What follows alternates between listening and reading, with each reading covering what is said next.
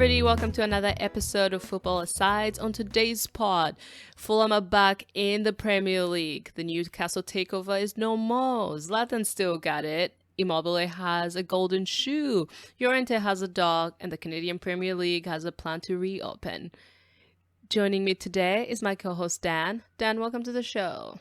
Thank you so much. Full schedule today. I'm excited to talk about the different going-ons in football today.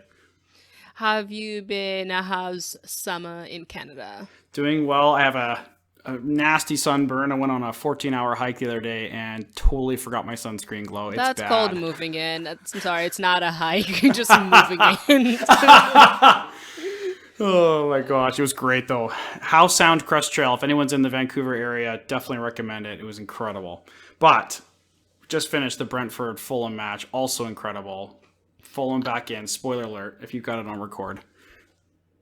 How was it? I was only able to catch the last 2 minutes, so really not much of the game. But how do you find it? Yeah, amidst chasing a 4-year-old around the house, typical kind of final in the sense of both teams, of course, as the game goes on, are nervous to concede the goal. But it was a great game. Ended up going to extra time, 2 late goals. Joe Bryan, if you get a chance to see the highlights, if people watch the game itself, you feel bad for the Brentford goalkeeper, but just a smart heads up play goal. The first goal was Joe Bryan's free kick, and you can see the goalkeeper cheating, thinking he's going to cross it in the box goal. Instead, he hits it near post. Hey, so just surprises the goalkeeper 1-0, and then of course, Brentford had to push, so Fulham get the late 2-0 goal there.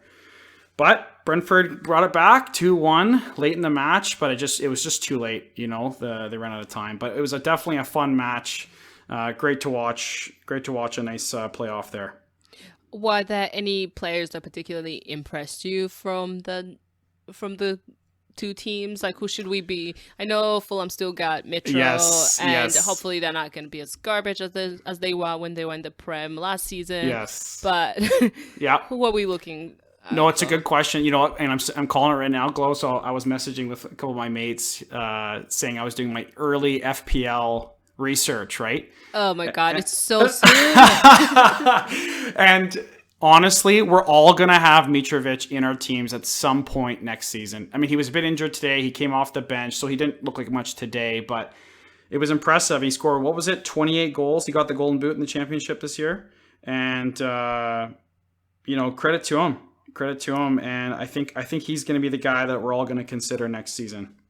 Interesting. Yeah. So I was reading, it's interesting that you said that, because I was reading this brief stat too, like, I confess I've not watched much Fulham this season, but what I saw from their stats, it seems that from the times when Mitro was out, they were actually winning, and they seem to be doing better without him. But obviously, that doesn't tell the entire story.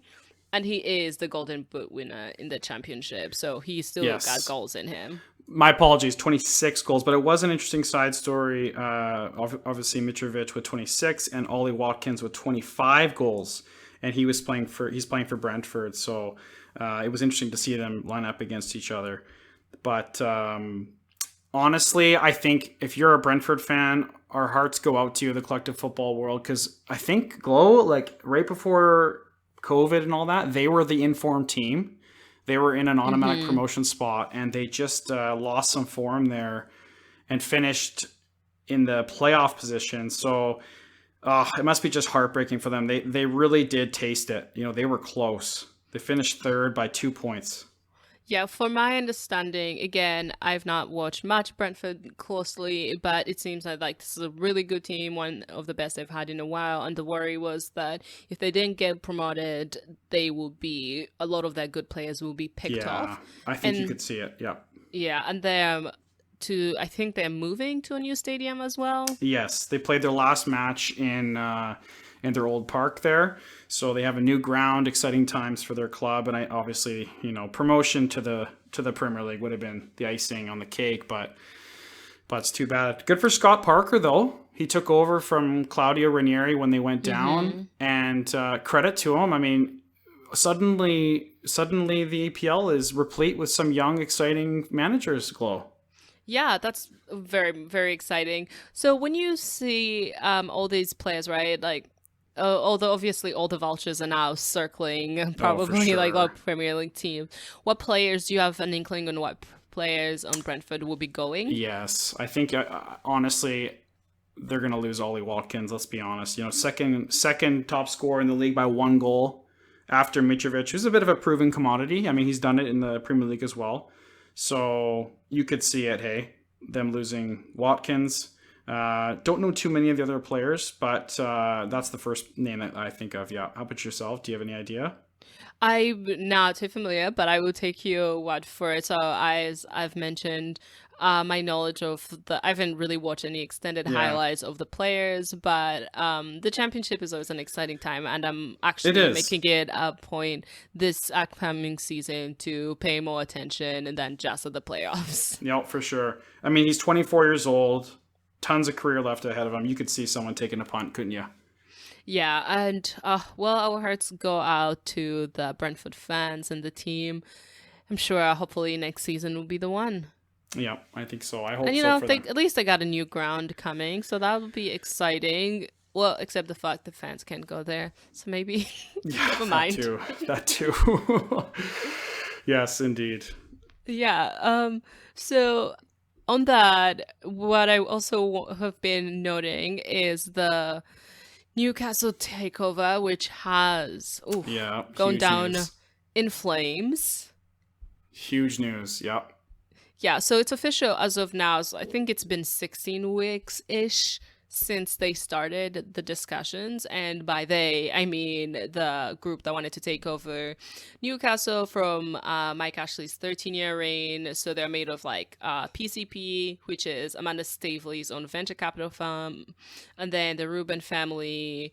But the main investor would be the Saudi private investment fund, and I think the initial plan had been to invest about 250 million into the club, and then and a lot more down the line into the city, the Yes, into region, the if community, indeed. Yeah. yeah. So I guess they just announced this week that they've withdrawn their offer before the Premier League could hand them a decision. They were still doing the owners like backgrounds and those fit and proper tests. I don't know. What do you make of this? There's obviously been a lot of news circulating on this. Oh, huge. I mean, I right away messaged, friend of the pod, previous guest, Josh Selchuk there, and he was sharing with me some of the sentiments of the wider Newcastle fan base, some of the sentiments from different people in organization there, and I mean, they're just gutted, aren't they? And it was interesting though. One of the greatest losses that he commented on was exactly what you were saying: the money in the community. The Northeast traditionally, as he was saying, is an area that doesn't always get the attention that regions, of course, closer to London and whatnot, receive. So to bring You that, are familiar. yeah, I'm familiar. I mean, Sunderland fan here, of course, right? So although I have never been, I certainly have been privy to these cultural dynamics. The South, the North, all this, right? So I think that was one of the biggest losses that fans were commenting on, that the community investment won't happen as much as they were hoping. Yeah, and I one of the understandings, one of the reasons why this takeover obviously has been in the news more than most, hasn't been going quietly, it's been widely opposed, is obviously the Saudi private investment fund. The worry it doesn't have, a stellar human rights record, and it was that as well as the TV rights of the pirating of beIN sports rights in Saudi Arabia that were being proposed as the two main pillars of opposition towards this takeover. As of someone who is in closer contact with the team, Newcastle fans, how I don't know, what was their reaction towards being potentially owned by a state? I mean, I think at the end of the day, they were ecstatic, weren't they? Once the dust settles and you have players in place and you have money coming in and you're winning matches, I think everyone's they're gonna be ecstatic about seeing their club become maybe one of the annual big teams, big clubs in the country, right? So again, my sentiments align just closely with my friend and listening to what he's been sharing, and I think he put it well. He's like, all the discussion and whatnot pre-investment from this ownership group, that'll happen, but once the matches were being played, he kind of predicted that all the fans, will turn up in numbers. Everyone will be ecstatic about where the club was going, right? So, likening it to maybe the Man City situation and how the discussions don't always happen anymore. You don't always hear a lot of criticism about where their money's coming from. Should we be having these discussions, looking at these critically, or is it, I mean, given the Man City situation, is it too much to ask of fans, for instance? I don't know. There seems there's a lot more nuance, even though if you looked at the social media, this is a black and white issue. Yeah, I mean, I think it goes down to my own personal politics and my own personal, values. Of course, we should be discussing these things. Absolutely. I mean, although I love this game and I love what it does, the international aspect to it and the tremendous joy it's given me in my life. I mean, it doesn't trump individuals, and it doesn't trump, human rights and these types of conversations. So I think it's an important conversation to have for sure. How about yourself? I mean, this is huge. Yeah, I similarly agree. But I agree that there's definitely a moral line, and just because like Man City and PSGs exist, it does not make the ownership by a state, and especially a state like Saudi Arabia, any better. It's like, yes, that's bad too. However, I also recognize that specifically in the case of the Saudi Arabia, that the PIF owns so many things, and it does own so many things, and in many ways, our entire existence is hypocritical. I know they're part owners in Uber, so like in many ways, anytime you use Uber, you are supporting. Uber too, eh? Oh, yeah, you're supporting PAF, so they Interesting. are like very spread out, and I do agree that we should have more of these conversations, but I also recognize the fans' plight to have an owner like Ashley, who's all but asset stripped to their club. I mean, what did he receive? Something like 17 million British pound non-refundable deposit or something like that after this whole thing went down? Yeah, usually they could they could get the refund back if the decision when a decision was made, but just because they took the decision out of the hands of the Prem, then they forfeited 17 million. Wow, boy, would I like to have a $17 million deposit. Incredible, hey? Like, oh my gosh, that's got to be salt in the wounds of the fans right there. Yeah, I did hear a fun, almost conspiracy theory that, I mean, part of the ownership's claims, the potential new owners' claims, by why this deal did not go through, was the interference of third parties, and I've heard this too. Yes.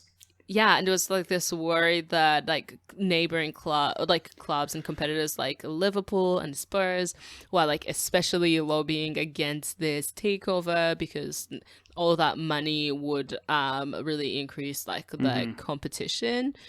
But I don't know, what do you make of that? Do you think there's any truth to that, or I mean, obviously, we both don't live in England, and it'd be fascinating to bring someone on who can kind of speak to that dynamic, living right there in the thick of it. And but that's what I'm hearing too. Like, the big six, the big clubs of England have a lot of clout. They have a lot of push in regards to how the league is run, is structured.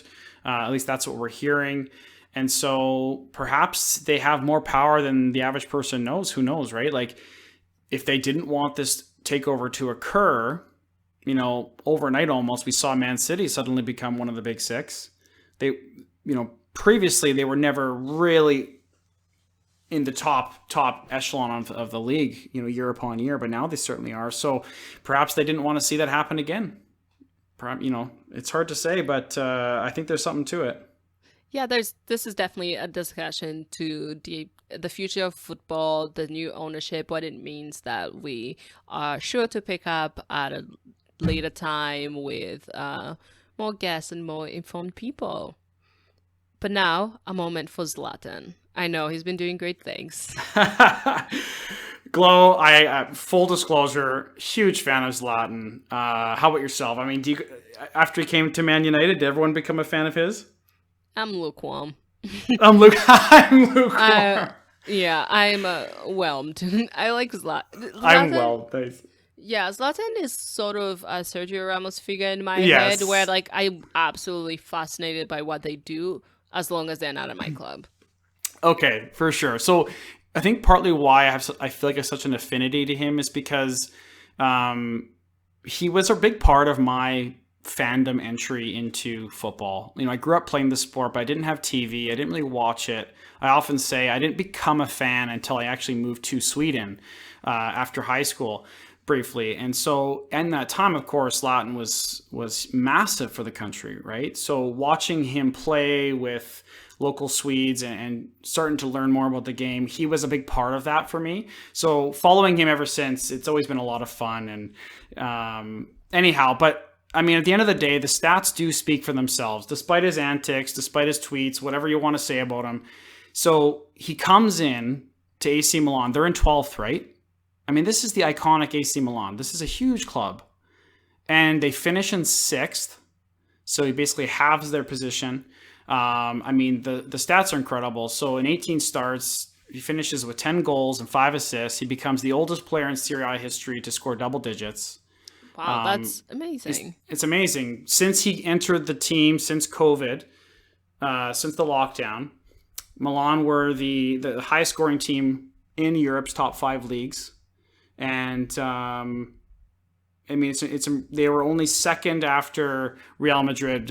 Real Madrid finished with 31 points since the lockdown, and Milan with 30 points.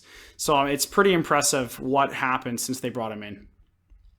That is so impressive. I mean, for a 70-year-old man, Yeah, his old age has never looked so good. Right? And I'm sure behind the scenes, who knows, maybe Stefano Pioli, the manager for AC Milan's giving him a little, maybe he's making him dinner or something on the side for single-handedly holding on to his job. I don't know. Yeah. You could see something like that happening. I truly thought his job was gone, like, oh, for pretty sure. early. And I think he has made at least the second half of his season has made it a point that's going to challenge the Milan owners if they want to fire him. Mm-hmm. Exactly. Yeah. So, I mean, before they had Ibra, they were at a 36% win ratio. After he comes into the club, 66% win ratio. Their points per game doubled from 1.4 to 2.2. It's impressive. It's really impressive. They only lost 2 matches since they got him in. So, unfortunately, they just finished out of Champions League position. It would have been fun to see Ibra in the Champions League again, but they are in the Europa League qualifying position. So, we could very well see AC Milan fight for the Europa League next year. We'll see. Well, I'm definitely going to be paying more attention to the Milan clubs now that they're no longer just pure garbage. Of course.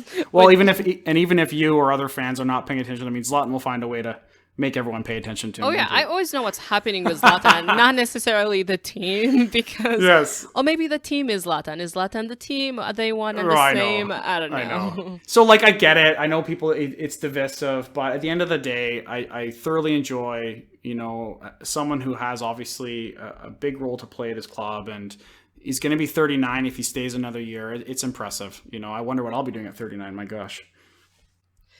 Immobile, just definitely not an old man, but definitely banging in the goals. So Incredible. he's had quite the season. He is he's Lazio's main man, and not only has he been their top scorer, he is Europe's top scorer. So he's taking home the European Golden Shoe this season, and he's scored about 36 goals. I want to verify. Yep, it's 36 goals Incredible. this season alone, and which is equal to what is it? What is his name? Napoli's man, Higuain. Gonzalo Higuain, yep. Higuain's 15-16 season. So that was like Yes. the magical season that they had with Maurizio Sarri. So that just great overall year for him. And I was looking at some of the clips, and I was specifically really liked his goal against Verona in this 5-1 where he has a hat trick, and it's just a little beautiful dink with his right foot. Love it. Just beautiful from like right outside the box, I believe. So composed. So composed and just looking really good. I mean, Lazio will be in Europe next year, which is really exciting. They finished 4th, so I'm looking forward to seeing more of him. But Yeah. it's crazy that, I mean, it's not crazy. It's just really impressive. He's been Lewandowski, who's scored 34 goals, amazing, and Ronaldo at 31 in the same Yeah. league, and this might not be Messi's most productive season, where he is at 25. I mean, anytime you beat Messi, I'm sure you still feel pretty good about it. But Glow, do you knock Immobile for all his PKs? Not really. I don't think so, because he scored, I think, 14 penalties. Like, it's still gonna go in the back of the net. Yeah, that's how I feel too. Like, people knock, oh, well, he scored 4. Same with Ronaldo, right? They scored tons of PKs. No. At the end of the day, you still got to put it in the back of the net, just like you said. And like, a goal is a goal. It doesn't count less because it was a PK. So yeah, like a heck, you see guys missing Eber just missed a PK, last game. So Yeah, it's not PK. easy. It's not easy. Yeah, the menu PK record was quite abysmal at the beginning of the season. So, I mean, It you was, definitely, that's true. you have an advantage. You have a 70% chance, at least according to the math, that to make it, but you're still gonna make it. Mm-hmm. So I don't know. I thought we would have a moment for Immobile's golden shoe, and yeah, do you think have you been able? Who else would you put as a contender for who's had a really good season that you would like to have recognized? Well, I think, you already mentioned him, but I just want to say again, Lewandowski. I mean, I really don't think there's a better number 9 in football right now. And he gets it done year after year after year after year. And I remember, I think I've already said it on a previous podcast, but when he was asked about, how come you haven't won a Ballon d'Or yet? And he says, I'm Polish. Poles don't win Ballon d'Ors. But Is it? that's what he said, yeah. No, But sorry. No. Is it that he is Polish? Oh, okay. Well, I think he doesn't feel like he's super flashy because, maybe there's this, it's a topic for another day, but there's this unpacking of the exotic flair, if you will, of some of these nationalities. And I think he feels a little bit unrecognized because it's not as much talk about Polish footballers as there would be, let's say, for example, Argentinians, Brazilians, that sort of thing. I mean, according to the European bigwigs, the Bundesliga specifically, this was Lewandowski's year to win the Ballon d'Or, and France Football, went and cancelled this. They canceled. That's another interesting point in the last couple of weeks, eh? Yeah. So, Ligue 1 was canceled. They canceled the Ballon d'Or. Oh, were you devastated? Were you looking forward to the hours and hours of the Ballon d'Or ceremony? I've never actually seen it, but they do look good in those suits, don't they? Yeah, but I also have Google. It was just fascinating. I mean, the statement in itself that they made, you would think, I was like, it's not, they would just, it reeked, smelled of a group or an entity that took itself a little too seriously. And for me, that was absolutely hilarious. I was like, we don't care that much, At least I don't care that much because it was, yeah, it's a talking point for a day or two, but beyond that, it's just. I know. Who would you like to just shout out to? Anyone else remaining that hasn't got the same accolades that they should this year? So actually, my shout would be to Aubameyang, I would say, in the Prem. Yeah, phenomenal. Hey? I think it's done. It's just because Arsenal is always in the news and has headlines for a lot of less savory things, like their defense, their backline generally. But I think Aubameyang does tend to go slightly underappreciated, in my opinion, and with how much he brings to the team. And it was good to see him win an FA Cup this weekend. It just seemed thoroughly like well deserved, and having him add another medal to show for his career. So that was just like a general feels good story. I mean, to that point, Martinez, who was the goalie for Arsenal on Saturday, also a wonderful story. He's had there. a great month and a half or 2 months here. Yeah. Incredible. Yep. Yeah, so those are the kind of stories that warm my heart. But I feel like Aubameyang. I mean, do you think he's staying? With the cup win, I think so. I think he does stay. I wouldn't be surprised if now he, after winning some silverware, he feels like, okay, I could probably sign a contract just long enough to solidify some more years of service, but also maybe not too long that, hey, he could still, we see players playing well into their 30s. So you could see him get another move when he's 33. Yeah, I mean, at 31, I'm a bit hesitant to say that he will be staying, but I can't think of better clubs to move to that also have the resources and the need. Yes. One, in this particular economy, given the virus and everything. Yeah. Yeah, so I think he might stay in the same way that Pogba will probably stay at United, as in the next club up probably can't afford him or doesn't have a need so deep for him that they will be able to come up with the funds. This is it. I'm in agreement with that. I think that if it wasn't the pandemic, the era of this pandemic, you could see him move along. They would have had to pay quite a bit, last year remaining on his contract and whatnot. Yeah. Plus, he gets to work with what I call the best eyebrows in the business with Arteta. I'm sorry, Carlo, but like the best eyebrows in the business for sure. Oh my gosh! I want to know who does Arteta's eyebrows, because like. I mean, just somebody send me that number. I would love to book an appointment. I have not heard this. I gotta look him up right now. Oh my god! He has the best eyebrows.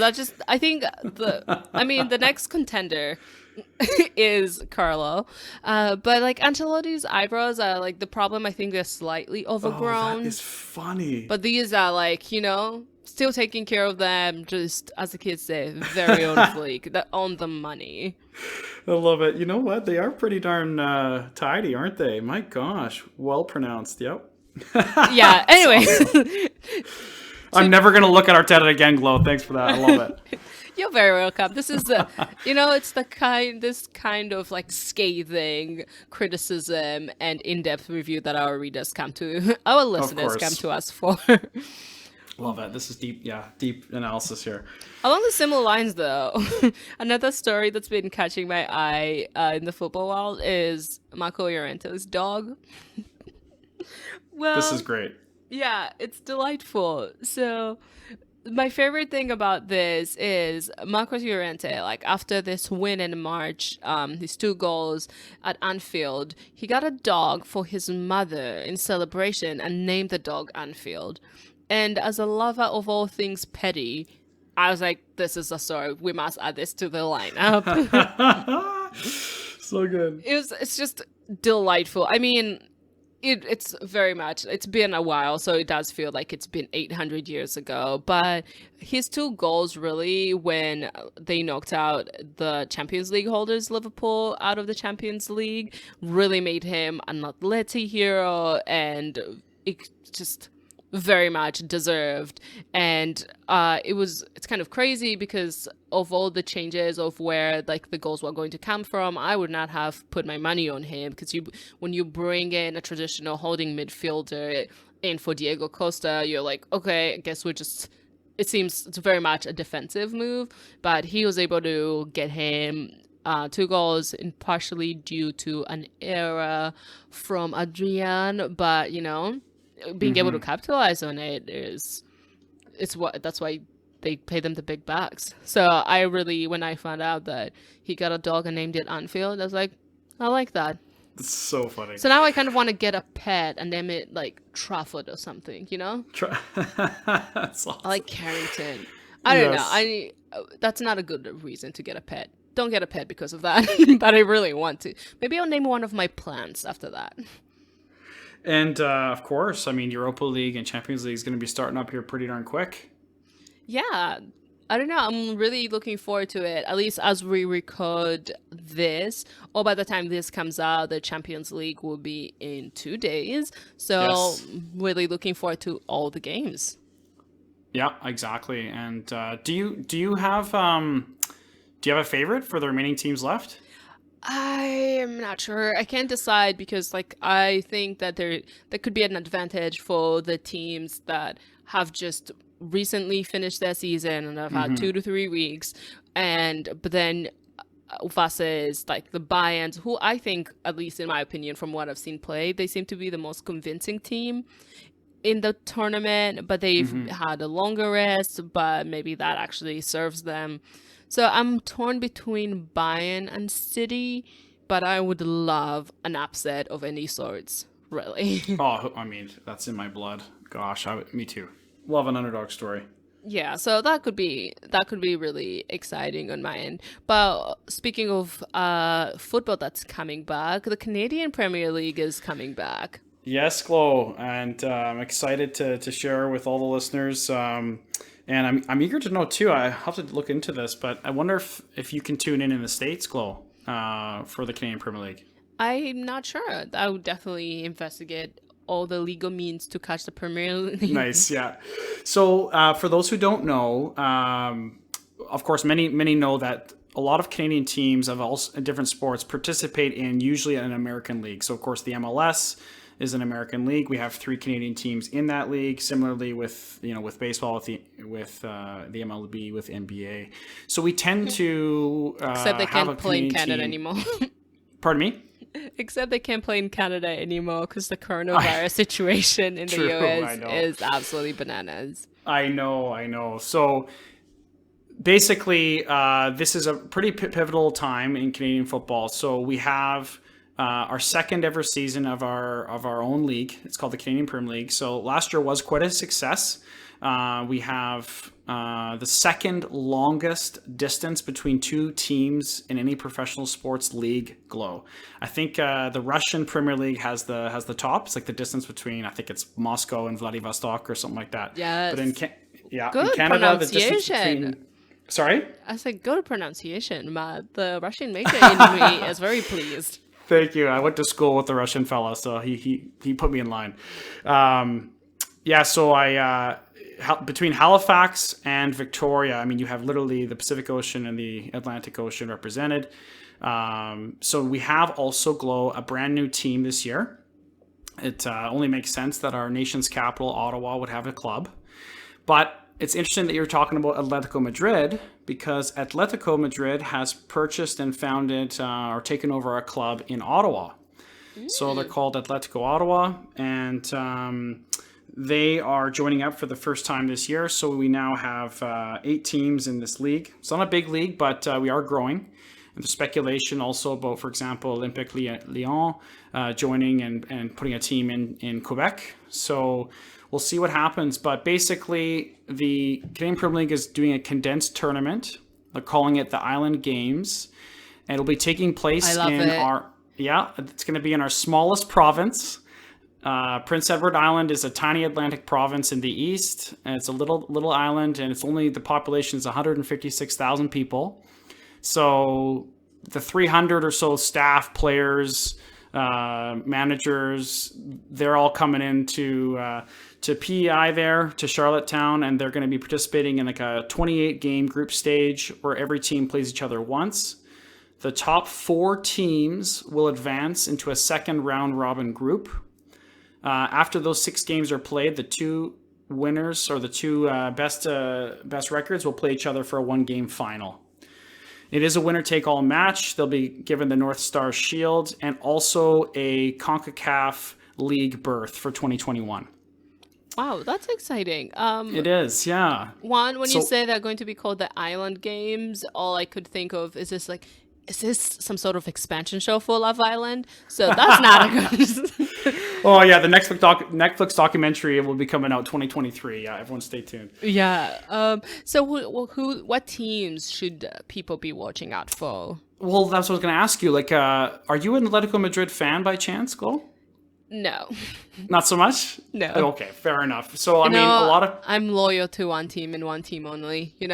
yes, I mean, you are very much a true fan in that sense. I mean, I'm a bit of a potpourri, I guess you could say. I find a team to cheer for all around the world. So, I'm from Victoria, so Pacific FC is my hometown club. Of course, I'll be cheering for them. And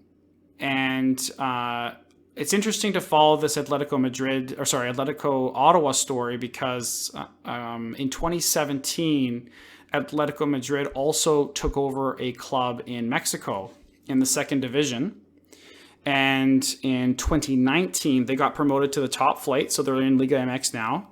And for those of you who remember, just quick shout out to Maradona, of course.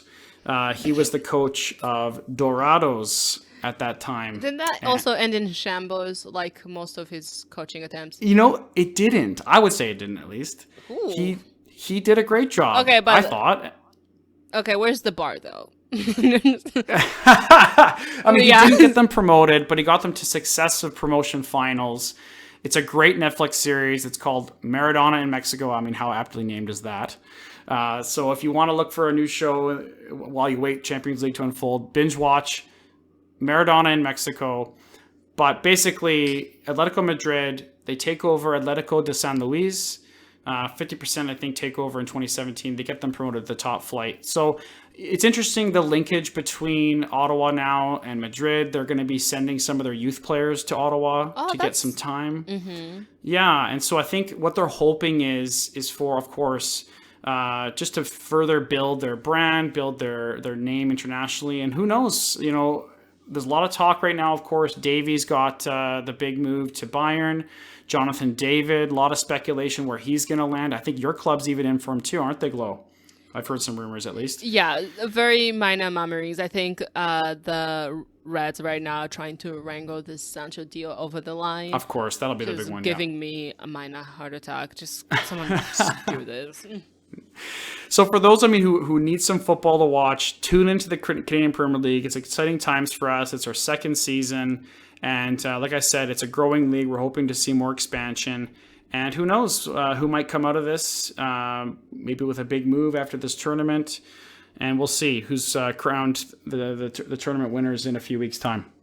Yeah, I'm always excited to see the expansion of football. So we'll definitely be making time. Maybe not for the entire tournament, but for a game here and there. That's awesome. Yeah, but we'll have to see who you take a shining to, Glow, as far as a club to watch and follow. That's true. We'll see. We'll see. The fans. I'm very stingy with my loyalty to clubs and my fandom. I was like, yeah, but first they have to earn it, That's fair. Yeah, no, I can respect that. So, I mean, a lot of people, everyone's second favorite team right now is Halifax. A little bit of a smaller town, smaller market in the east coast of Canada there. They got a great group of supporters already. They got I think the supporters section, Glow, of the stadium is called the Kitchen. I'm not exactly sure why. Oh, love that. Love that. Okay. They have some fun things. Everyone says they're the most fun away game to go see. Quite a great I would actually spot. be that. See, you should have led with that because now I'm sold. I was like, they're called the Kitchen. I was like, what other odd things are happening? I know. I've only been to the Southern Island part and Ottawa in terms of Canada. So actually, I've been to somewhere else that I forget. Well, anyways, we are a vast country, yeah. But it's gonna be fun. So we'll see. Yeah, we'll see who wins. And like I said, I'm obviously open for Pacific FC here. But at the end of the day, we just want to see its success, and of course, we wish everyone health. I think the players all could have opted out, but no one has opted out yet. So we'll see what happens. You know what? Do you think the Halifax fan would take to chanting something along the lines, if you can't take the heat, don't come to the kitchen?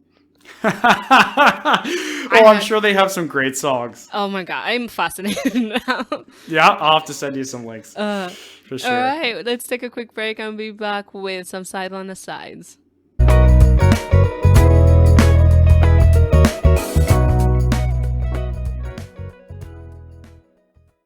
Welcome back to Sideline Asides. This is a section on our show where we indulge in the more ridiculous aspects of football, the fun questions, and generally nonsense, and we love it.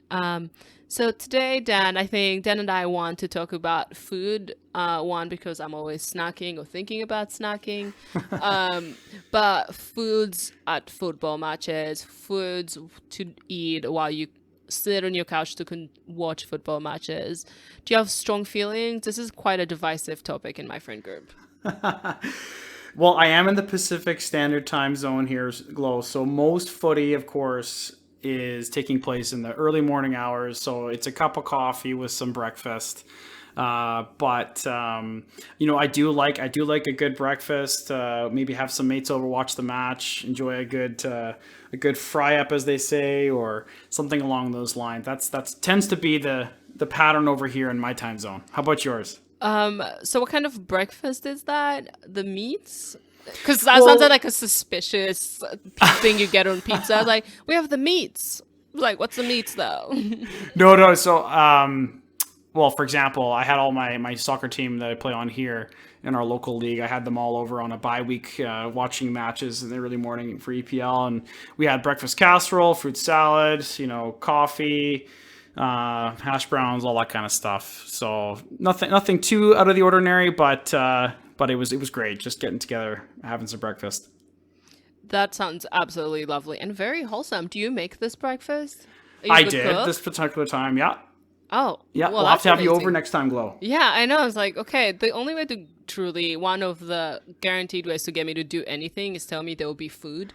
Oh, for sure. And it's like, is there going to be food? It's like, yeah, I'm there. So That was my same logic too. I knew they probably wouldn't show up at 8 a.m. I mean, I'm already up because I have kids, but most of them don't have kids. So I said that I'll cook them all breakfast, and they showed up in droves. It was great. yeah, Yeah. it's just it's a trick as all this time, and it works every time, and we're very pleased. Yeah.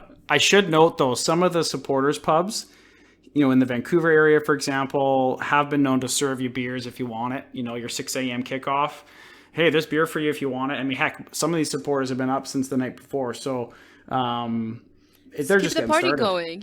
Yeah. Exactly. Yeah. Yeah, exactly. How about yourself, though? I mean, it's not much ahead of me, 3 hours ahead of me. So, what's a typical Saturday morning in your household? Yeah, so there's perhaps like two good answers to this. If I'm watching by myself, I am a zombie on my couch. I'm not the biggest breakfast person. I'm along the same lines where it's generally a cup of coffee, and if we're feeling adventurous, maybe a smoothie. But Nice. if I'm at a friend's house or I am having people over, that's when the food comes out. And if we're like for the 12:30 or 11 kickoff, we can. Sometimes we've been adventurous and done like some mimosas and like truly brunch. That sounds awesome. Yeah, so it's absolutely delightful. And yeah, usually good breakfast. I don't have too many breakfast options because I don't eat eggs, so it really limits what people can feed me or what I can feed them. But Okay, generally, yeah. yeah, good waffles, good lemon ricotta pancakes. Nice. Man, Love we good should make a lemon. recipe book here. Yeah, good lemon ricotta pancakes. Oh yeah, cooking is the best. Oh, I want to make this squash au vin this week. Oh, Delightful. you'll have to send me pictures. Now, Glow, we should. I mean, we're both MLS fans, though. So when you're watching DC United, of course, different time of the day. So what do you eat and Yeah. drinking when you're watching DC United? So my old apartment was 8 minutes from the stadium walking, so I went Oh, there fantastic. a little too much. But they were definitely sending it beer and fries. I love fries. It's the only form of potatoes that I generally endorse because Yes. it's that thing where you have a meal when too much when you're younger. So when I was growing Yes. up, I had like way too many potatoes, and now I'm like, nah, I get it. The famine is over. Like. That's let's eat awesome. something else. But I generally love a good fries. No hot dogs, unfortunately. That American stereotype I do not subscribe to. Yes, yes, exactly.